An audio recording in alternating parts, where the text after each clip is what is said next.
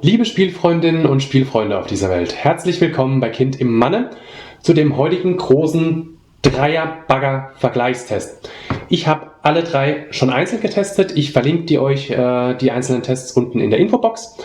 Und ja, heute möchte ich auf die Gleichheiten, Unterschiede und Besonderheiten von unseren drei Kollegen hier eingehen. Zum einen haben wir den Revell Control Digger 2.0, den Siku Control Liebherr R980 SME Raupenbagger und den EE Do-It-Yourself RC Excavator. Viel Spaß euch! Beginnen wir mit dem Vergleich der Packungsinhalte. Klar, Bagger sind in allen drei Packungen mit dabei, ebenso wie Fernbedienungen. Ein erster Unterschied ergibt sich bei dem Akku oder bei den Batterien für den Bagger selbst. Wo habe ich es versteckt? Für den Siku Bagger benötigt ihr 3 Baby C Akkus oder Batterien. Beim Revell und beim EE sind jeweils Akkus, aufladbare mit dabei. Das ist aus meiner Sicht sowohl ein Vorteil als auch ein Nachteil. Zum einen braucht ihr natürlich für den Siku Bagger erstmal noch die zusätzlichen Akkus und gegebenenfalls auch ein Ladegerät dann für diese Akkus. Dafür könnt ihr aber auch euer Leben lang diese Baby C Standard Batterien und Akkus nachkaufen. Das ist halt bei den anderen beiden wahrscheinlich nicht unbedingt garantiert. Dafür habt ihr sie mit im Set und das Ladegerät ist auch mit dabei. Vorteil beim Siku, hier könnt ihr euch auch einfach, ihr braucht 3 für den Bagger. Wenn ihr euch 6 kauft, könnt ihr quasi durchgängig baggern, während die einen laden, werden die anderen leer gebaggert. Also hat auch seine Vorteile. Darüber hinaus ist der Siku relativ spärlich ausgerüstet vom Packungsinhalt her. Da ist wirklich nur der Bagger, die Fernbedienung und die Anleitung mit dabei. Bei unserem EE ist es schon deutlich stärker. Da haben wir ja den Greifarm, den elektronischen und den Abrisshammer mit dabei. Und natürlich den Basketball. Und bei unserem Digger 2.0 von Revell ist zusätzlich noch die Grafikreifschaufel mit dabei, ebenfalls aus Metall. Und als einziges bei den 3 Sets noch das, in Anführungszeichen, Werkzeug, der kleine Schraubenzieher, den ihr zum Wechseln der Batterien und Akkus im Bagger als auch im Sender benötigt und eben der Schraubenschlüssel, den ihr zum Austausch der Schaufeln und des Greifers braucht. Ja, ansonsten ergeben sich keine Unterschiede. Von den Maßen her schenken sich unsere 3 Bagger relativ wenig. Wie ihr seht, hat der Siku einen kleineren Maßstab, 1:32, während der EE mit 1:16 angegeben ist. Revell hat keinen Maßstab, aber wenn ihr die beiden hier seht, müsste auch 1:16 sein. Da aber diese Grundvariante, das R980, einfach viel größer ist als die beiden Vorbilder dieser beiden Kandidaten, macht es relativ wenig aus. Von der maximalen Länge her ist der EE mit 63 cm der Favorit. Aber auch hier ist der Siku als kürzester mit 54 cm nicht weit im Hintertreffen. In der Höhe kommt der Siku sogar am höchsten, weil er einfach seinen Arm am besten strecken kann. Die Gelenke sind hier einfach noch hochwertiger und weiter streckbar gemacht als bei den beiden anderen. Lasst mich kurz spicken. Gewichtstechnisch gibt es Unterschiede. Ohne Akkus kommt hier unser EE auf 1200 Gramm, unser Revell Control ohne Akku auf 1570 und unser fetter Siku aus Metall, aus vielen Metallteilen, kommt auf 1900 Gramm. Bei der Arbeitstiefe ist es auch so, dass der Siku mit 19,5 cm am tiefsten kommt, während der EE mit 15,5 cm hier ganz leicht im Hintertreffen ist. Kommen wir zu den Besonderheiten bei der Steuerung. Als erstes möchte ich hervorheben, dass beim Siku durch die Steuersticks als auch durch die Wippen für die Ketten eine proportionale Steuerung erfolgt. Proportional bedeutet in dem Falle, dass ihr eben durch einen geringen Knüppelausschlag eine langsame Bewegung habt und durch einen starken Knüppelausschlag eine schnelle Bewegung habt. Die anderen beiden, der Revell und der EE, die sind eben hier analog, sprich entweder Vollausschlag oder keine Bewegung. Unterschied zwischen Revell und dem Double E, obwohl die Bedienungen relativ ähnlich aussehen.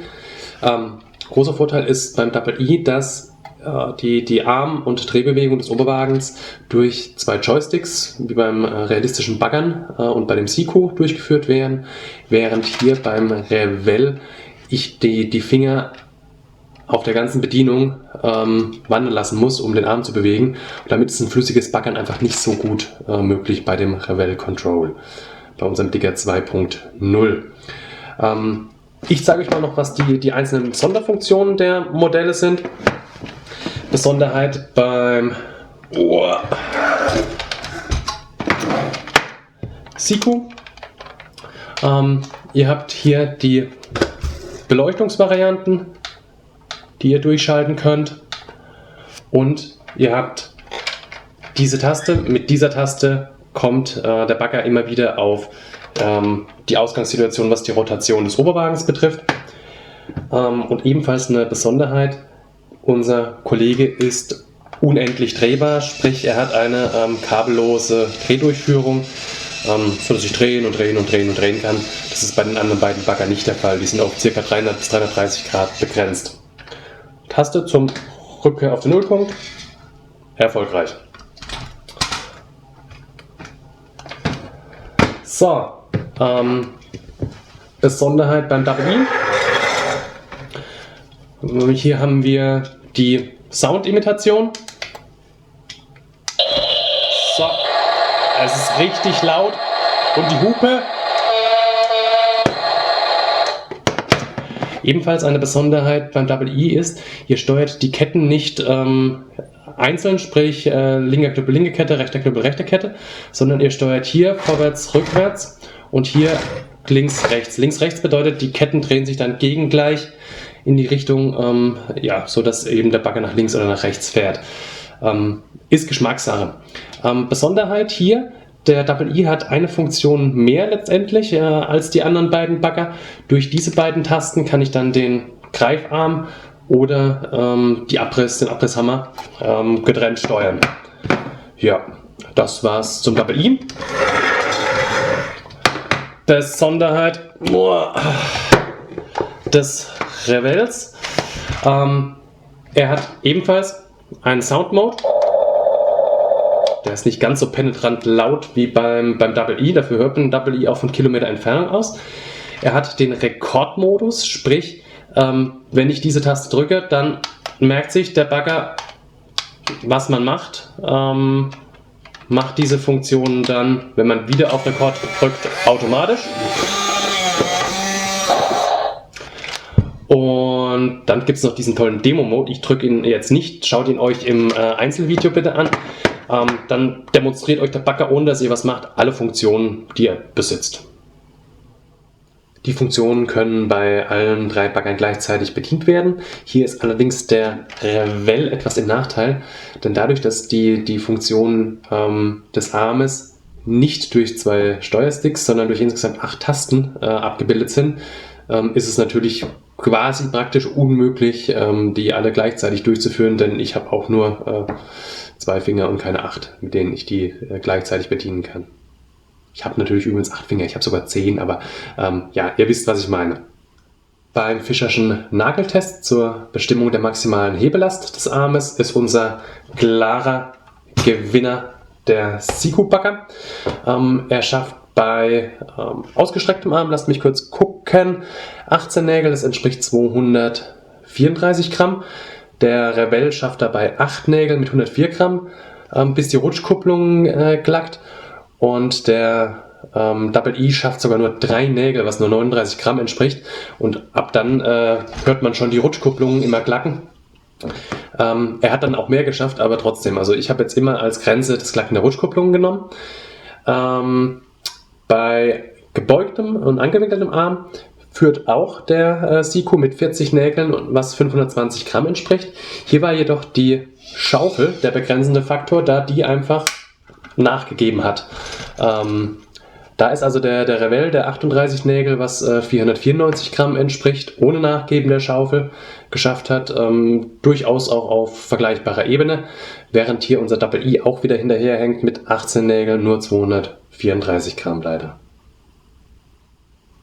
Der Schaufelinhalt des Dicker 2.0 von Revell beträgt 165 ml, gefolgt von dem Siku mit 129 ml und dem Double I am Ende mit 115 ml. Beim Steigfähigkeitstest hat sich der Double I am besten geschlagen aus meiner Sicht. Er hat krafttechnisch überhaupt keine Probleme gehabt und durch die Steuerung mit den beiden Knüppeln hat es auch etwas besser geklappt als beim Revell. Am wenigsten gut gefallen hat mir hier der Siku, weil hier der Hauptarm immer nach oben nachgegeben hat. Das war einfach nicht wirklich sinnvoll und gut, finde ich. Von daher hier deutlicher Sieger der Double I. Bezüglich der Zusatzanbauteile hat der Double I ganz klar die Nase vorne mit dem Greifarm und dem Abrisshammer. Vor allem toll ist halt, dass diese auch nochmal elektrisch betrieben sind und durch einen zusätzlichen Kanal auf der Fernsteuerung steuerbar sind. Also echt Daumen hoch. Das erweitert den Spielspaß deutlich. Und ich fand auch gerade den Abrisshammer, wo ich zuerst gedacht hatte, was ist denn da sinnvoll dran? Der hat durchaus ein bisschen Power und das ist schon spannend, was er alles schafft zu zerhämmern. Der Revell bringt auch noch diese Greifzange mit. Nachteil im Vergleich zu dem vom Double I ist jedoch, dass diese nicht durch eine Extra-Funktion gesteuert wird, sondern durch das normale Schließen und Öffnen der Schaufel.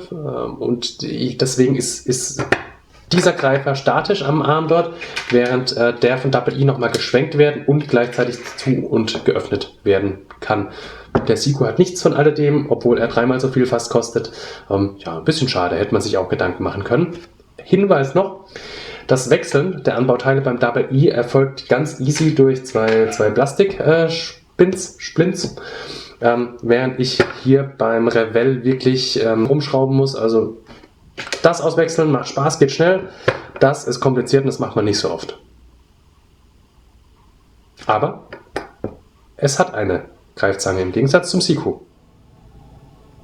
Beim Indoor-Test mit dem Baggern im Ceramis-Granulat für Zimmerpflanzen haben sich alle 3 unserer Bagger mehr oder weniger gut geschlagen, weil alle Probleme hatten, das grobkörnige Granulat zu durchdringen. Deswegen musste man auch, wie später es sich dann auch im Sand und im Kies fortsetzt, ein Gefühl dafür entwickeln, wie tief man denn eindringen kann, damit man überhaupt durchkommt. Und letztendlich waren die Schaufeln dann halt so Viertel bis halb voll.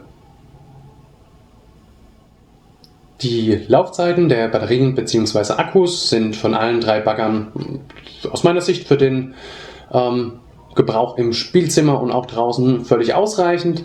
Ohne Probleme kommt man mit allen 3 Baggern über eine halbe Stunde Baggerzeit. Das ist dann doch schon mal ein ganzes Stückchen Spaß, was man am Stück eben haben kann. Beim Autotest in Sand und Kies gab es dann doch deutliche Unterschiede. Bezüglich der Fortbewegung ist mein klarer Favorit der Revell Dicker 2.0. Er hat die größten, breitesten Ketten und auch die meiste Kraft. Er hat sich wirklich ganz gut fortbewegt, während der Double I und der Siku mit etwas Schwäche in den Antriebsmotoren zu kämpfen hatten. Und insbesondere der Siku hat natürlich auch extrem schmale Ketten, die aus Vollgummi sind. Er ist einfach für den Indoor-Gebrauch gemacht, da muss man nicht drum herum reden. Dafür hat er sich trotzdem noch besser geschlagen, als es beim Double I der Fall war, der einfach zu schwach war und bei dem die Rutschkupplungen viel zu früh eingesetzt haben. Das heißt, Fahren in Sand und Kies mit Double I ist sehr schwierig gewesen und der Revell hat sich wirklich sehr gut durchgewurstelt und der Siku ist so im Mittelfeld angesiedelt. Was das Baggern betrifft, das Negative zuerst, der Double I Do-It-Yourself RC Excavator, toller Name, aber leider schlechte Leistung beim Baggern in Sand und Kies. Ihm fehlt einfach die Kraft, die Rutschkupplungen setzen sehr früh ein und mir hat es deswegen auch mit Abstand am wenigsten Spaß gemacht. Der Dicker 2.0 und der R980 schlagen sich im Autotest ähnlich gut. Mein subjektives Empfinden ist, dass der Siku im Sand tatsächlich die beste Leistung an den Tag legt. In Kies geben sich die beiden, der Revell und der Siku, nicht wirklich viel.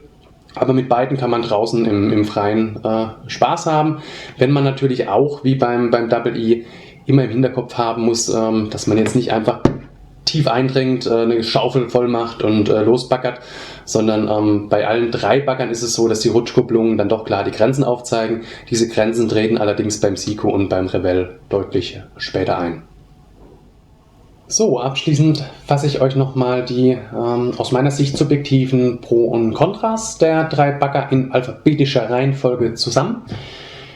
Beim Double E haben wir das Manko der mangelnden Kraft. Also da sticht er leider im negativen Sinne in dem Dreier-Vergleichsfeld heraus. Das Fahren Outdoor funktioniert fast überhaupt nicht. Wenn, dann kommt man gerade noch geradeaus. Wenn es dann aber ein bisschen einen Buckel hochgeht, wird es schon schwierig.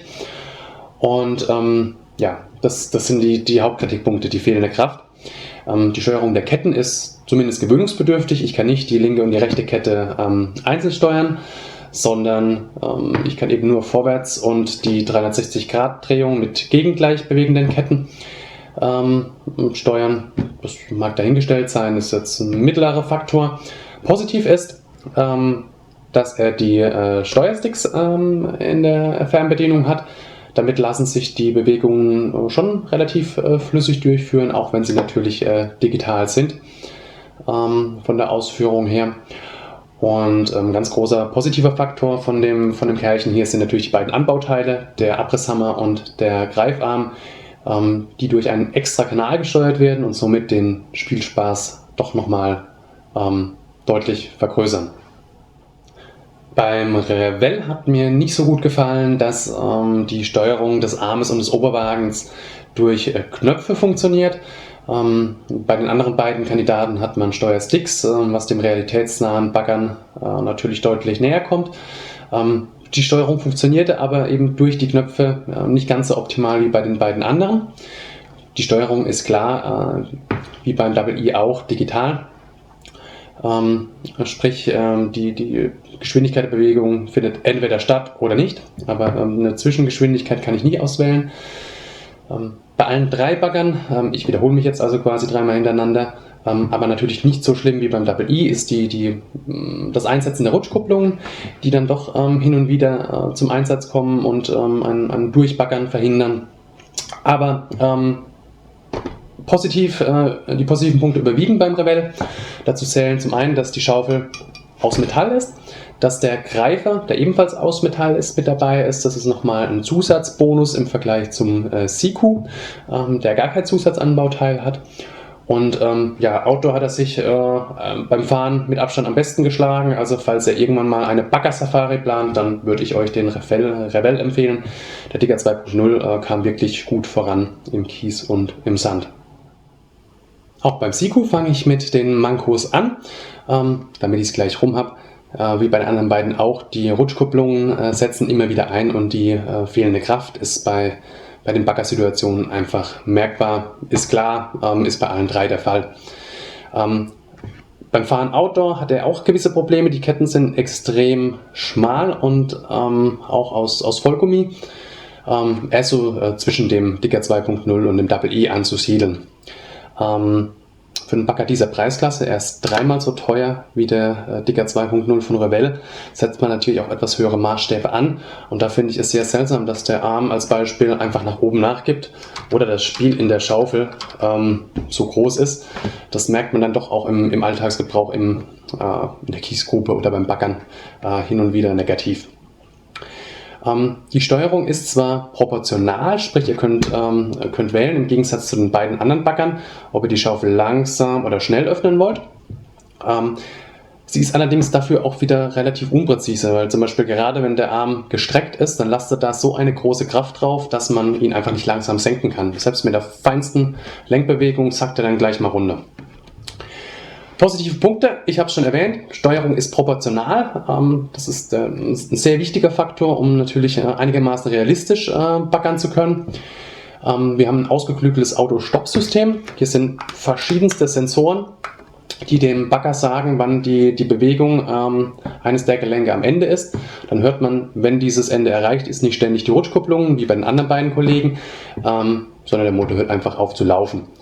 Die Fernsteuerung ist sehr wertig gemacht. Also wenn man die in der Hand hat, dann merkt man, dass eben der Preis deutlich höher ist als bei den anderen beiden. Und ja, der Hauptpunkt vom Seiko, er ist einfach wunderhübsch. Die Haptik ist toll aufgrund der Tatsache, dass der komplette Oberwagen aus Metall ist. Im Gegensatz zu den beiden anderen Baggern ist die Schaufel allerdings nicht aus Metall, was ja auch Vorteil hat, weil wenn ich da Gewicht spare, kann ich ja zum Beispiel mehr Bagger gut heben. Und ja, also es ist ein sehr, sehr wertiges Spielzeug und Sammlerobjekt, das man sich so auch sehr gerne in die Vitrine stellt.